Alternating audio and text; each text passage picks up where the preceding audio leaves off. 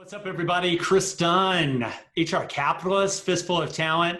That's who I am. He's Tim Sackett from Fistful of Talent.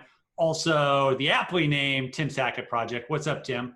I'm doing well, Kris. You forgot, the Sherm published 9 Faces of HR for you. Oh, me. That's you. Yeah, oh. right. I mean, tell me more. I have the talent fix right here. I just keep a copy close, just in case I want to check up. By the way, today somebody actually sent me a message. So then they were reading the second time they read through the talent fix. They were just they were getting a lot out of it. They were energized. Was that a prisoner? Was that a prisoner? I feel like that's somebody in the penal system. I'm not going to go down that way because they're important as well, KD. They're important people. They are. Okay, what an intro. Hey, so we're here. Sherm reached out to us. We're talking about HR generalists. We're talking about what's important for HR generalists. So Tim, one of the things we've both written a little bit about is the fact that HR generalists, our friend at FOT, Kathy Rapp, we talked to Jessica Lee about it on the HR Famous podcast. HR generalists are becoming more valuable as really during Corona, COVID, whatever you want to call it, as HR staff sizes have shrinked, HR generalists have become more valuable, correct? Well, yeah. In fact, Appcast had their mid-year report out, and it kind of looks at Appcast is like a programmatic jobs, kind of technology. And they looked at all the jobs being posted. They looked at how the applies work. And it turns out HR pros got hit harder by a percentage wise during the pandemic than a lot of people. And, Katie, I don't think you and I are really surprised by that. We know in tough economic times, your organization's knee-jerk reaction is to cut HR, cut talent acquisition, places where they think, oh, we can still run the business without it falling down without these people. And again, unfortunately, we have a lot of HR people and a lot of recruiting people that we know are on the market right now. Yeah, so in times of turbulence, smaller staff sizes, the Jack or Jackette, if you will, of all trades becomes more valuable. Hey, so we've got 2 things we want to talk to the good folks about, Tim. The first thing is Harvard Business Review. I wrote about this. We talked about it on the HR Famous podcast.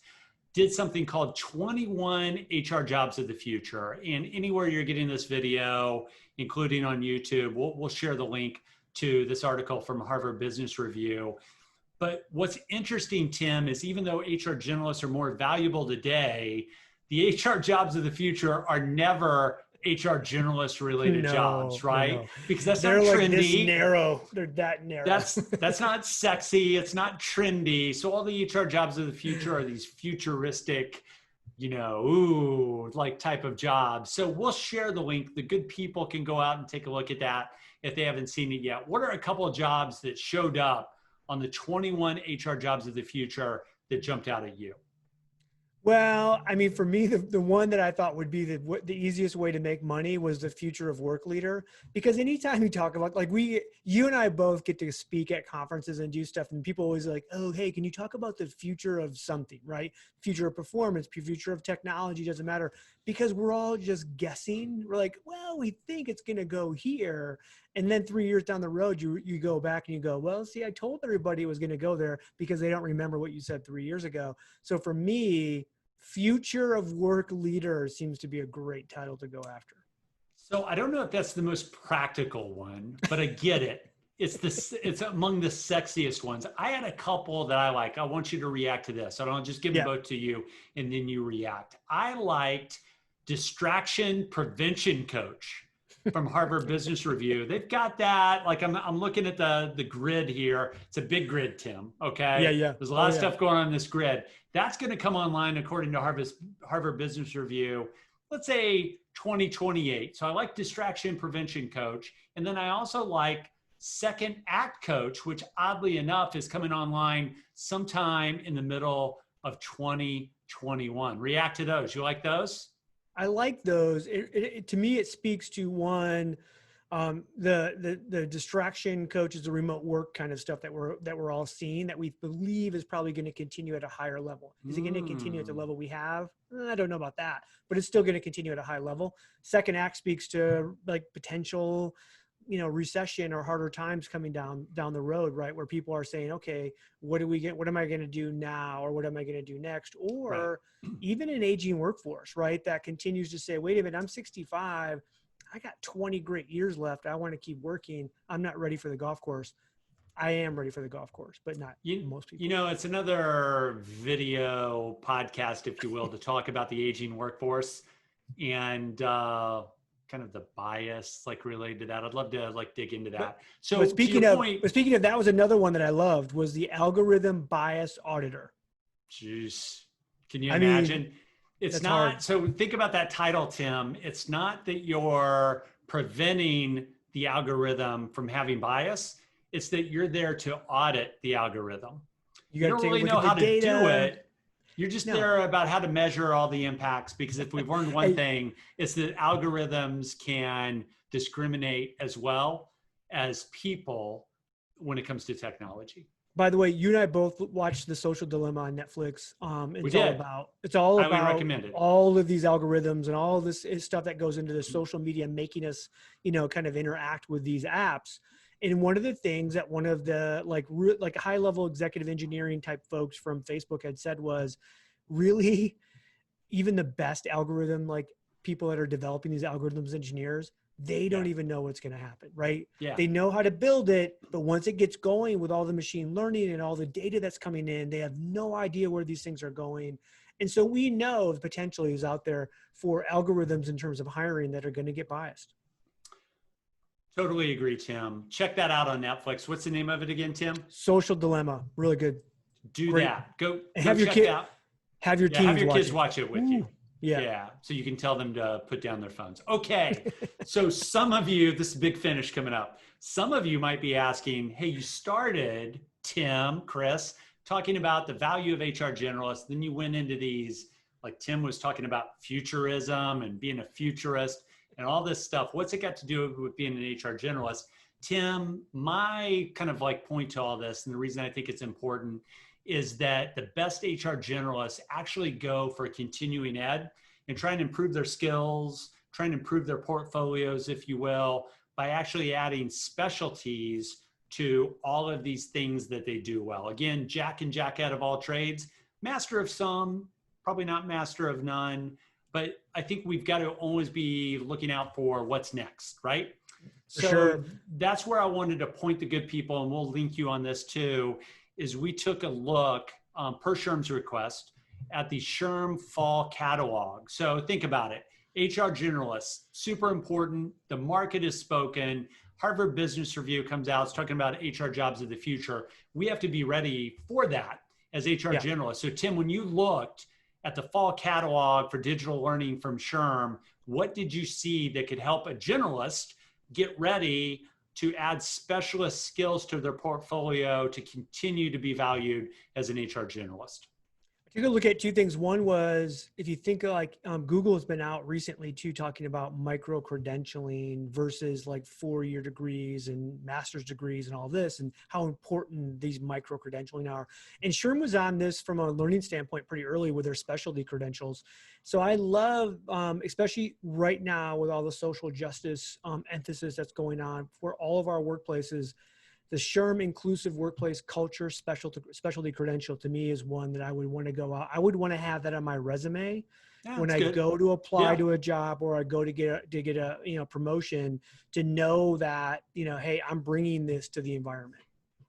Page 3 of the SHRM fall catalog, for those of you looking at it, and we'll show you the links. Page 3, correct, Tim? Yeah, page 3. I'm looking at it right now. Here's where I would go, and then we'll wrap this up. Comment on this, Tim. So you beat me to the DEI offerings. I'm going to go anywhere on page 4 on the people analytics section, because what that does, Tim, is it allows me to really be the analytical person that goes and gets the data, measures how we're doing in any area. And as an HR generalist, I can still judge all the specialties that are going on, because I control the people analytics side. Comment on that. You like it?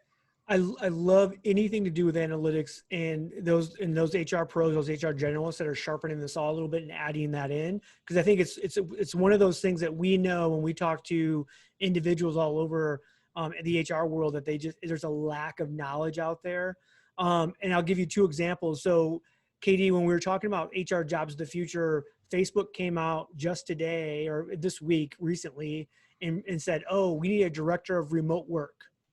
Most of that job, right, is going to be obviously creating programs and blah, blah, blah, but also looking at data. So at the same time I was looking at this job on Facebook, I went to go look at what else they had. And what do they have? People analytics director. By the way, you need a PhD to apply to that job. But they're going to be surrounded by just a ton of analytics people that are out there. And I just think it's one of those things where every company is begging for more people analytics.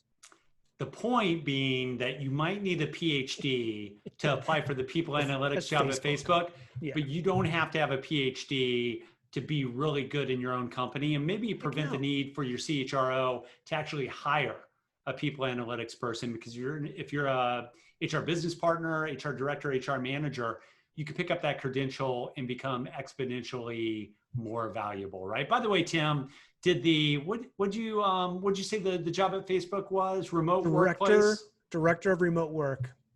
Does that report to HR? Does that report to HR? I doesn't say, but I do qualify. So I might have to apply and just see what happens. I don't know. I'm sure they'll respond to you. Yeah, I'm sure they'll treat you with the care that you respect. All right. So SHRM Fall Catalog, go check them out. The links are in the show notes. Also, you get the shirt at the SHRM store. I love HR. You can get that at the SHRM store. Tim has popped that out of the bag. So SHRM sent him one. They did not send me one. That's okay. Okay. You never sent them your address. They said, "Hey, send us your address. We'll send you one." That's the second time we could be matching. Tim has popped that out of the bag. I'm looking at it right now. Looks good on you. Is that a schmedium? That is. We could be matching. No, it's not a schmedium. It's a large. Too big for a schmedium. I'm going to get you out of here on this, Tim. I'm going to pitch the Talent Fix. It's the book by Tim Sackett. You still have it handy where you can pick it up, Tim? So another big part of being an HR generalist is learning more about all these specialties. So Tim, to get us out of here, what's a page, what's a chapter that you would point the HR generalists of the world to take a look at to become the best talent acquisition HR generalist they can possibly be? I love the chapter that a talent acquisition leader is a dealer in hope. Right there. That's like poetry. It is. It's a great way to end this little video snippet. He's Tim Sackett. I'm Kris Dunn. Fistful of Talent. The Tim Sackett Project. HR Capitalist. Something called the Talent Fix. 9 Faces of HR. If you would, don't forget to take a look at the SHRM Fall Catalog. All you generalists out there, raise your game, because those jobs of the HR future are coming. You don't have to hire somebody for those jobs. You do some of that. Tim, we'll talk soon.